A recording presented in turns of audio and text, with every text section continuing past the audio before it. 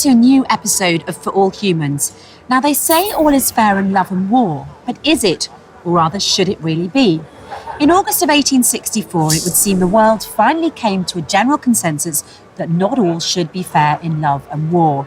It was about time.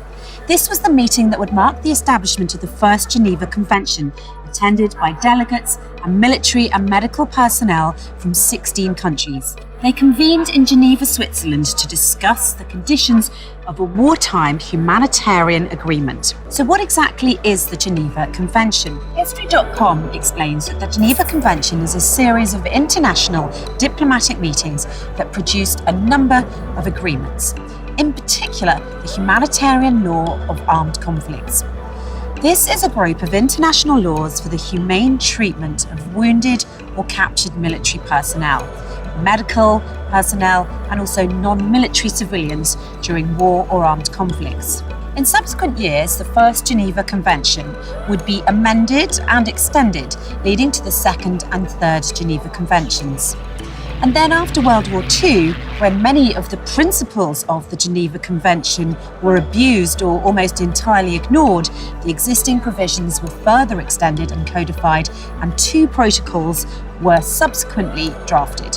All in all, the Geneva Conventions consist of 4 treaties and 3 protocols, with the 3rd protocol being adopted as recently as 2005. Ethics and etiquettes of war, what a civilized notion. We are humans after all, and our humanity should guide us in everything we do.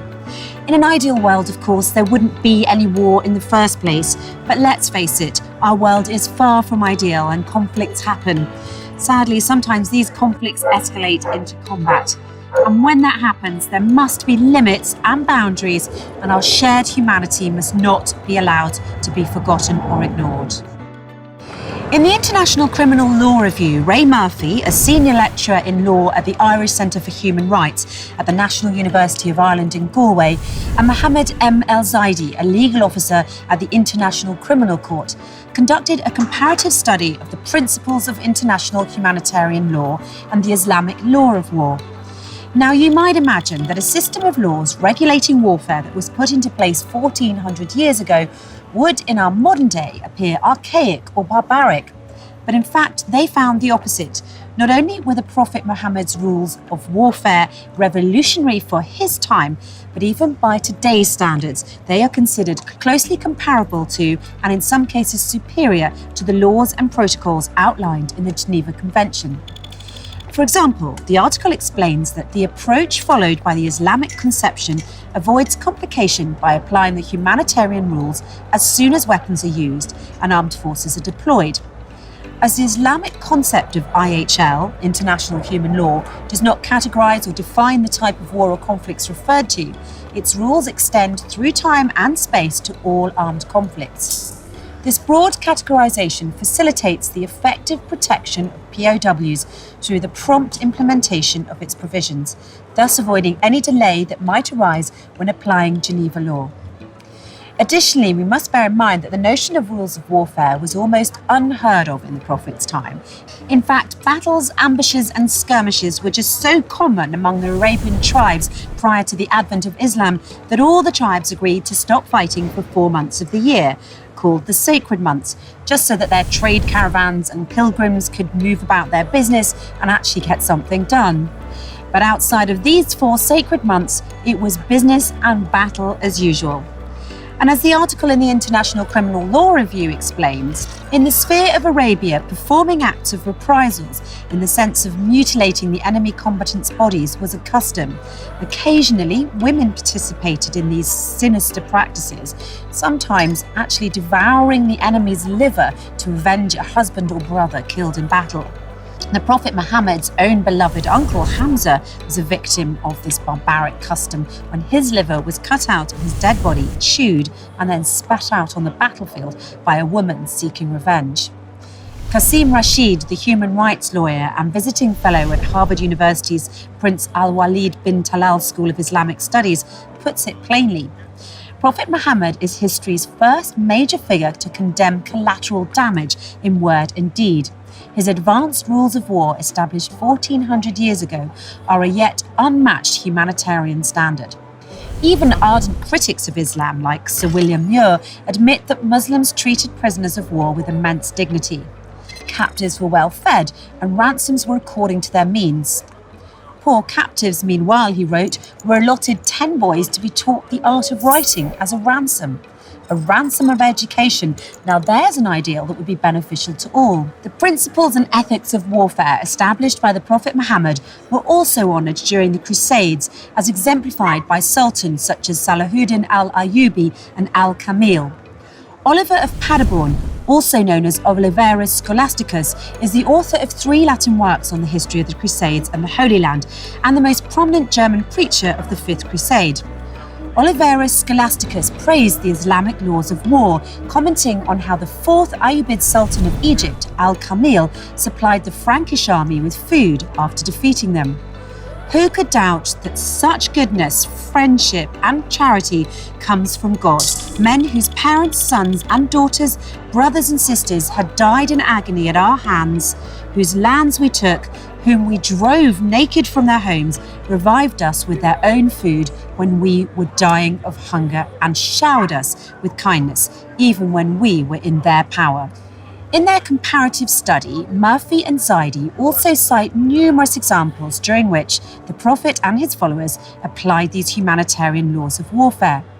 There were a few occasions during the life of the Prophet when gratuitous release, i.e. release without anything in exchange, took place. As narrated by Anas ibn Malik, the Treaty of Hudaybiyah represents one of those rare occasions. 80 infidel soldiers from the El Tanaim mountains attempted to attack the Prophet. Although they were captured, the Prophet then freed them and received nothing in exchange. Furthermore, after Mecca was conquered, the Prophet famously proclaimed to his captors, "Go your way, you are free." The practices of Saladin provide the best examples of such methods of release. Subsequent to the conquest of Bayt al-Maqdis, i.e. Jerusalem, many enemy combatants were taken as prisoners of war.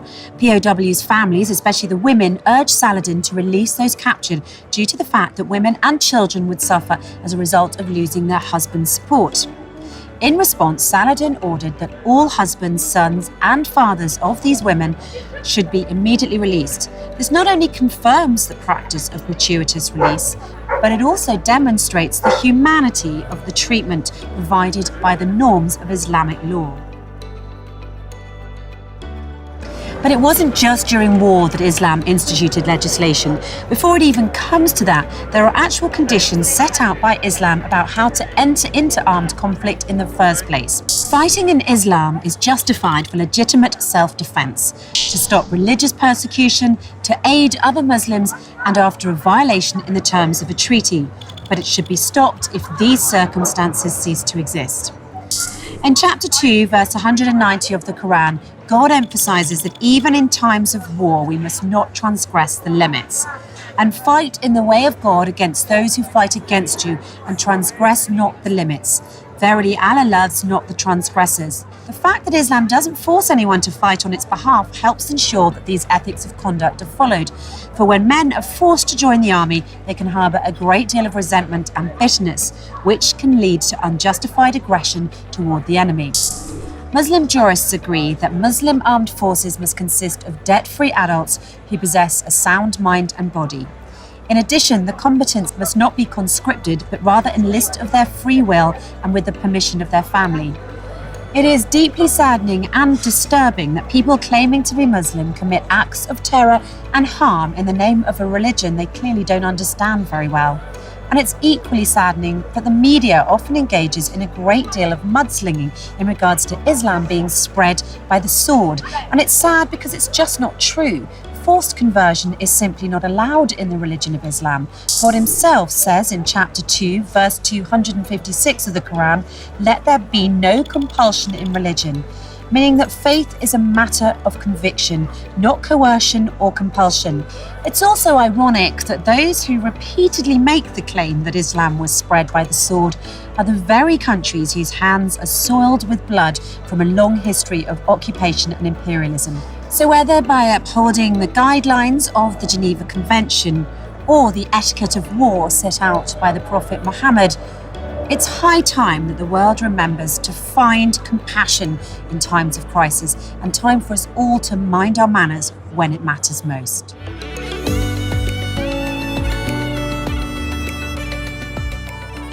We hope you enjoyed this episode, so let us know what you think in the comments section. Meanwhile, share this with your friends and stay tuned for the next one.